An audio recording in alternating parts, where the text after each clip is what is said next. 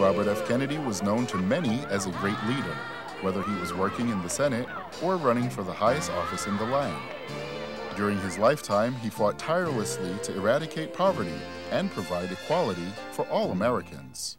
I think we're in great difficulty in this country if we don't face our problems, if we don't talk about our problems with candor and with truth, and then take action to deal with them.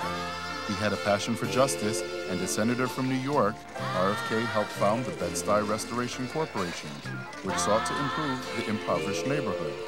He also fought to improve the conditions in Mississippi. What has been going on within the United States over the period of the last 3 years, the divisions, the violence, the disenchantment with our society, the divisions, whether it's between blacks and whites, between the poor and the more affluent, or between age groups, or on the war in Vietnam, that we can start to work together. We are a great country and a compassionate country.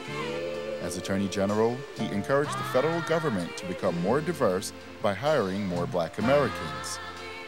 These high aspirations was one of the many reasons New York Governor David Paterson decided to rename the Triborough Bridge the RFK Bridge. Started the day of the 1929 stock market crash, the Triborough Bridge has contributed greatly to the lives of many New Yorkers. In 1936, workmen hurried to complete the new Triborough Bridge by a July 11th deadline. They poured concrete into the anchorages and viaduct piers. Triborough's chairman, Robert Moses, called this project more than a mere bridge. It will be, he said, an immense artery of travel in the very heart of the city, connecting 3 of the 5 boroughs and reaching out to tap suburban arteries at the city's border. The enterprise included not only the main suspension span across the East River, although this was its most conspicuous feature. It also included 14 miles of highway approaches and 16 other bridges and grade separations.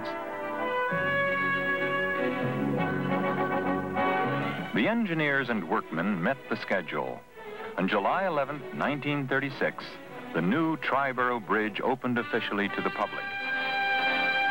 A large crowd gathered that hot July day at the newly built municipal stadium on Randall's Island, where President Franklin Delano Roosevelt made the formal dedication.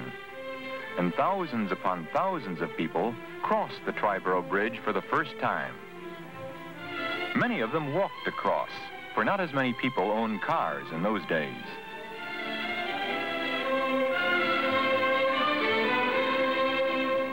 In the 21st century, many more New Yorkers own cars and can appreciate this magnificent bridge. Transit News recently attended its renaming for the late Robert F. Kennedy.